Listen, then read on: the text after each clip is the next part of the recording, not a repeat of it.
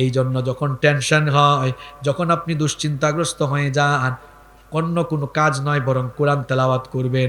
আল্লাহ কোরআনে বলেছেন, ইন্নামাল মুমিনুনাল্লাযীনা ইযা যুকিরাল্লাহু ওয়াজিলাত কুলুবুহুম ওয়া ইযা তুলিয়াত আলাইহিম আয়াতুহু যাদাতুহুম ঈমানা ওয়া আলা রাব্বিহিম ইয়াতাওয়াক্কালুন।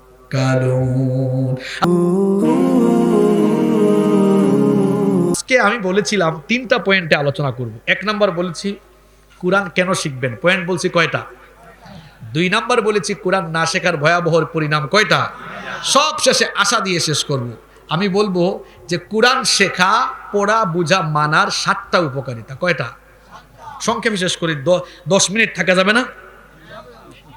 খুলনার মানুষ তো ভালো ওয়াজ শুনে, আমি জানি খুলনার মানুষ বসে বসে শোনে। তাইলে শোনেন 7টা কোরআন মানার উপকারিতা বলবো। কয়টা এখন? আরেকটু জোরে বলেন। 1 নাম্বার, এমন এক কিতাব, সুবহানাল্লাহ, দুনিয়াতে এত কিতাব, আমার লাইব্রেরিতে অনেক বই আছে, লক্ষ লক্ষ বই, কিন্তু কোন বই খুললে দেখলে সওয়াব হবে, পড়লে সওয়াব হবে। কোরআন ছাড়া অন্য বই আছে? কিন্তু কোরআন, সুবহানাল্লাহ, তাকাইলেও সওয়াব হয়, টাচ করলে সওয়াব আছে। যখন পড়বেন প্রত্যেক হরফে আল্লাহ 10টা নাকি দিবেন। সুবহানাল্লাহ।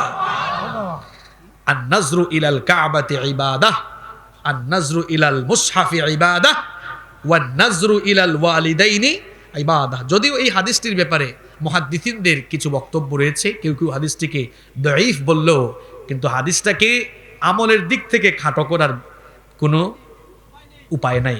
কোরআনের দিকে তাকালেও সওয়াব হয়। আর প্রত্যেক হরফ তেলাওয়াতের সময় আল্লাহ কত নাকি দিবেন। মনে করেন কোরআন খুললেন, পড়লেন আলিফ লাম মিম, কয়টা অক্ষর আছে এখানে? এই যে আমি পড়লাম 30টা নাকি পাওয়া গিয়েছে। সুবহানাল্লাহ। হ্যাঁ, অবশ্যই পাবেন। কোরআন তেলাওয়াতেও সওয়াব, শোনায়ও। তাহলে কোরআন মানার উপকারিতা বলছি। কোরআন 1 নাম্বার, পড়লেই সওয়াব দেন কে?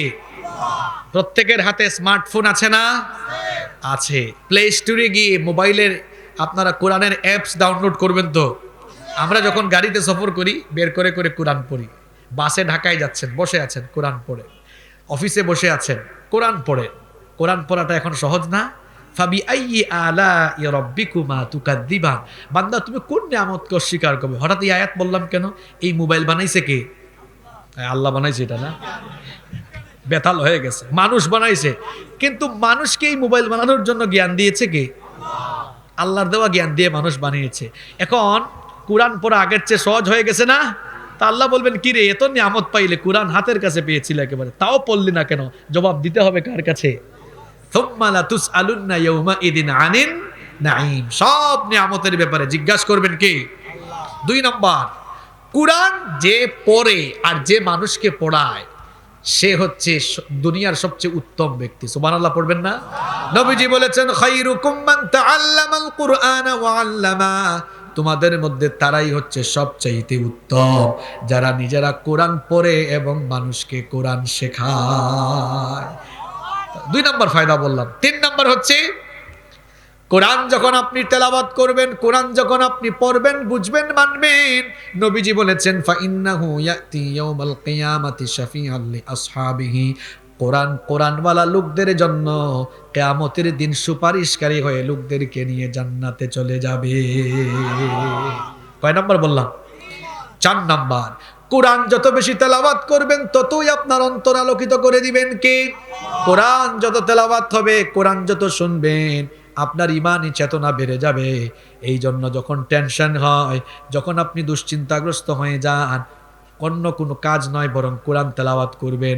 আল্লাহ কোরআনে বলেছেন, ইন্নামাল মুমিনুনাল্লাযীনা ইযা যুকিরাল্লাহু ওয়াজিলাত কুলুবুহুম ওয়া ইযা তুলিয়াত আলাইহিম আয়াতুহু যাদাতুহুম ঈমানা ওয়া আলা রাব্বিহিম ইয়াতাওয়াক্কালুন। ইয়াতাওয়াক্কালুন। আল্লাহ তাআলা বলছেন নিশ্চয়ই মুমিন হলো তারা যাদের সামনে আল্লাহর স্মরণ করা হলে, আল্লাহর নাম উচ্চারিত করা হলে তাদের অন্তর আল্লাহর ভয়ে কেঁপে ওঠে। আর যখন তাদের সামনে আল্লাহর আয়াত তেলাওয়াত করা হয় তখন তাদের ঈমান আরো বেড়ে যায়। তাহলে যত বেশি কোরআন তেলাওয়াত করবেন, যত কোরআন শুনবেন, তত আপনার ঈমানি চেতনা বাড়ায় দিবেন কি? 5 নাম্বার, কোরআন আপনি যখন কোরআন পড়বেন, কোরআন বুঝবেন, কোরআন অনুযায়ী আমল করবেন, পুরস্কার দিবেন আপনাকে কে? নবীজি বলেছেন ওয়ামান আমিলা বিহি উজরা, কোরআন দিয়ে যারা আমল করে তাদেরকে আল্লাহ পুরস্কৃত করেন। 6 নাম্বার, যখন আপনি কোরআন পড়বেন, কোরআন বুঝবেন, কোরআন মানবেন, তখন আপনি দুনিয়া আখিরাতে সফল হবেন এমন ভাবে। নবীজি বলেছেন ইন্নাল্লাহা ইয়ারফাউ বিহাদাল কিতাবি আকওয়ামান ওয়া ইয়াদউ বিহি আখারিন। নবীজি বলেছেন নিশ্চয়ই এই কিতাবের মাধ্যমে আল্লাহ কাউকে কাউকে সম্মানিত করেন, আবার এই কোরআনের বিরোধিতার কারণে আল্লাহ কাউকে ধ্বংস করে দেন। দেখেন এই কিতাব কেমন কিতাব।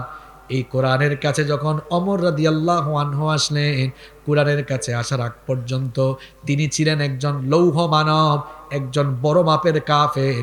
আর যখনই ইসলাম কবুল করে কোরআনের কাছে আসলেন, লৌহ মানব পরশ পাথরে পরিণত হয়ে দুনিয়াতে থেকেই জান্নাতের সার্টিফিকেট পেয়ে গেলে। কোরআন এমন কিতাব, এই কিতাবের সংস্পর্শে যারা আসে তাদের মর্যাদা বেড়ে যায়। বলুন তো দেখি, বছরের মধ্যে মাসের সংখ্যা কয়টি?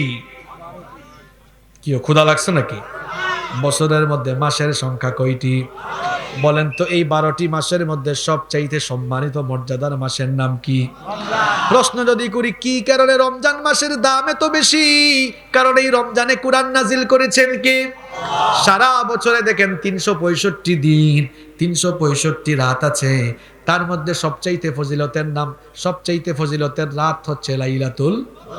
কি কারণে লাইলাতুল কদর সবচাইতে ফজিলতের রাত? কারণ ওই রাতে কোরআন নাজিল করেছেন কে? পৃথিবীতে অসংখ্য ভাষা রয়েছে, সবচাইতে দামি ভাষার নাম হচ্ছে আরবি, কারণ আরবি ভাষায় কোরআন নাজিল করেছেন কে? দেখুন, কাঠ দিয়ে সোফা বানানো হয়, টেবিল বানানো হয়, ফার্নিচার আসবাবপত্র বানানো হয়। এই দেখুন, এই টেবিলের সাথে আমার পা লাগতেছে, আমি সালাম করি না, ভক্তি বা সম্মান দেখাই না, কিন্তু কাঠের 2টা টুকরা দিয়ে যখন রেহাল বানানো হয়, আপনারা রেহাল বলেন নাকি? এই রেহালের উপরে যখন আল্লাহর কিতাব রাখা হয়, ওই রেহাল হাত থেকে পড়লে বা মানুষের পায়ের সাথে লাগলে সঙ্গে সঙ্গে মানুষ ওই কাঠের 2টা টুকরা রেহালকে বুকের সঙ্গে জড়িয়ে ধরে মুখের সামনে নিয়ে চুমু খায়। বলেন তো কোন কিতাবের কারণে কাঠের 2টা টুকরার দাম বেড়েছে? আমাদের বাসা বাড়িতে আলনা আলমারি আছে, ওয়ার্ড্রোবের ভিতরে আমরা অনেক কাপড় রেখেছি। যদি আমরা কোনো কাপড় টান দেই, টান দিতে গিয়ে কোনো কাপড় যদি পায়ের তলায় পড়ে যায়, সেই কাপড়গুলোকে আমরা বুকের সঙ্গে জড়িয়ে ধরি না, মুখের সামনে নিয়ে চুমো খাই না। কিন্তু ছোট্ট কাপড়ের টুকরা দিয়ে যখন গিলাফ, জিলবাব বা বস্তনি বানানো হয়, আর সেটাকে দিয়ে যখন আল্লাহর কালাম পেঁচিয়ে ফেলা হয়, ওই ছোট্ট কাপড়ের টুকরা যদি মানুষের হাত থেকে পড়ে যায়, মানুষেরা সঙ্গে সঙ্গে নিয়ে মুখের সামনে চুমো খায়, বুকের সঙ্গে জড়িয়ে ধরে। এই কাপড়টিরও সম্মান বেড়ে যায়।